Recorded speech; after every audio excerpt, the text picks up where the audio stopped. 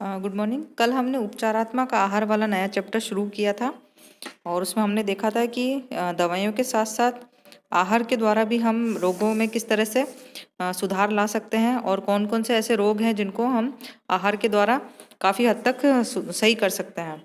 तो उसी में हम कंटिन्यू कर रहे हैं आगे।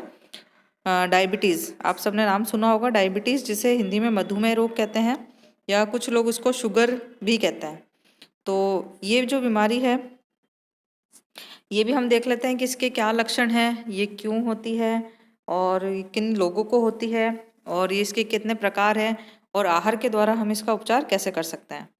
तो ये मधुमेह जो रोग है ये भारत का एक मुख्य समस्यात्मक रोग है, बल्कि विश्व के अनेक देशों में भी कई रोगी इससे देखने को मिलते हैं। इसे डायबिटीज़ मेलाइटिस भी कहते हैं। इससे शरीर में इंसुलिन हार्मोन के अल्प स्त्रावण के कारण होता है। ये चयापचय संबंधी रोग है। इंसुलिन की कमी के कारण कार्बोज का चयापचय ठीक प्रकार से नहीं हो पाने के कारण मधुमेह रोग हो जाता है। और ये एक बार रोग हो जाने के बाद में कहते हैं कि ये पूरी तरह से ठीक नहीं होता, लेकिन बस इसके ऊपर कंट्रोल कर सकते हैं। तो मधुमेह की अगर हम परिभाषा देखें तो शरीर में इंसुलिन हार्मोन के उत्पादन में कमी अथवा दोष से उत्पन्न रोग मधुमेह कहलाता है। यानी कि ये उपापचय की एक दुर्व्यवस्था है जिसमें इंसुलिन का असंतोषजनक उत्सर्जन होता है। मनुष्य के अग्नाशय से इंसुलिन हार्मोन का स्रावण होता है। यह अंतःस्रावी हार्मोन है जो लेगरहंस की दीपिकाओं की कोशिकाओं द्वारा स्रावित होती है। इंसुलिन कार्बोज के चयापचय को नियंत्रित करता है। जैसे ही रक्त में ग्लूकोज की मात्रा बढ़ जाती है, यह हार्मोन अधिक मात्रा में उत्पन्न होकर ग्लूकोज को यकृत तक पहुंचाकर इसे ग्लाइकोजन में परिवर्तित कर देता है। और इस स्थिति में क्या होता है कि जब पीयूष ग्रंथि द्वारा अधिवृक्क या थायराइड ग्रंथि भी कुछ हद तक कार्बोज के चयापचय को प्रभावित करते हैं। अंतःस्रावी जो ग्रंथियां होती हैं उनसे स्रावित होने वाला हार्मोन की अधिकता के कारण हाइपरग्लाइसेमिया की स्थिति उत्पन्न हो जाती है, यानी कि ग्लूकोज की मात्रा रक्त में बढ़ जाती है। और जिस अनुपात में रक्त में ग्लूकोज की मात्रा बढ़ती है उस अनुपात में इंसुलिन हार्मोन का स्रावण नहीं हो पाता। तो इस वजह से क्या होता है कि ब्लड शुगर को नियंत्रित करने के लिए अग्नाशय को अधिक मात्रा में इंसुलिन हार्मोन का स्रावण करना पड़ता है, जिससे अग्नाशय की कोशिकाओं पर अधिक भार पड़ता है। और जब ये क्रिया लंबे समय तक चलती है तो लेगरहंस की दीपिका की कोशिकाओं को अधिक श्रम करना पड़ता है, जिससे वो कुछ ही दिनों में थक जाती है और वो डिस्ट्रॉय हो जाती है, यानी कि उनका नाश होने लगता है।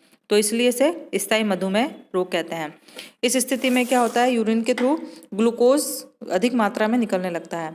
अग्रपीयूष, एड्रिनल कॉर्टेक्स तथा थायराइड ग्रंथि से स्रावित हार्मोन की अधिकता से ग्लाइकोसूरिया तथा कीटोसिस भी हो जाता है। अतः यह मधुमेह की स्थिति उत्पन्न हो जाती है। तो यह है कि इस कारण से मधुमेह होता है। और मधुमेह के कुछ और कारण हैं जिनको हम देख लेते हैं। जैसे कि पहला है हेरिडिटी या वंशानुगत। मधुमेह रोग जो होता है वंशानुगत होता है। यदि माता पिता दोनों में से अगर किसी को भी ये रोग है तो डेफिनेटली उनके कहते हैं कि उनके बच्चों में भी ये रोग होने की प्रबल संभावना रहती है। दूसरा है आयु। वैसे तो ये किसी भी उम्र के व्यक्ति को हो जाता है, लेकिन 40 से 50 वर्ष में मधुमेह होने की संभावना बढ़ जाती है। फिर है मोटापा। मोटे व्यक्ति को मधुमेह अधिक होता है। विशेषकर 35 से 40 वर्ष की अवस्था में शरीर में वसा संग्रह की प्रकृति बहुत अधिक बढ़ जाती है। मोटे व्यक्ति की शारीरिक क्रियाशीलता भी कम होती है, जिसकी वजह से कार्बोज का चयापचय ढंग से नहीं हो पाता है और कार्बोज भोज्य पदार्थों का सेवन किया जाता है तो उस अनुपात में इंसुलिन का स्त्रावण नहीं हो पाता। इस वजह से मधुमेह रोग हो जाता है। अगर सेक्स लिंग की बात करें तो ये रोग स्त्रियों तथा पुरुषों दोनों का ही होता है, परंतु पुरुषों में स्त्रियों की अपेक्षा इस रोग के होने की प्रबल संभावना रहती है। इसके अलावा कहते हैं कि मेंटल स्ट्रेस, मानसिक तनाव, क्रोध, उद्वेग, चिंता, भय आदि के कारणों से भी व्यक्ति समय पर भोजन नहीं करता, जिसकी अनियमितता उत्पन्न हो जाती है। अतः कार्बो चयापचय प्रभावित होता है और मधुमेह रोग हो जाता है।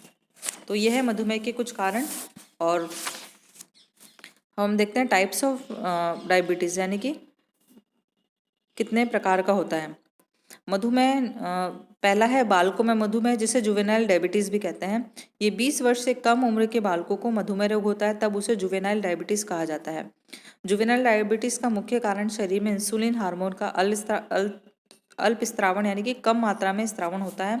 रोगी बालक अक्सर निर्बल, कमजोर, अशक्त व कुपोषण का शिकार होते हैं। तो ये जो बालकों में होता है उसको जुवेनाइल डायबिटीज़ कहते हैं। इसके उपचार के लिए बालकों के आहार में उच्च प्रोटीन, कैलोरी युक्त भोज्य पदार्थों का समावेश किया जाना चाहिए।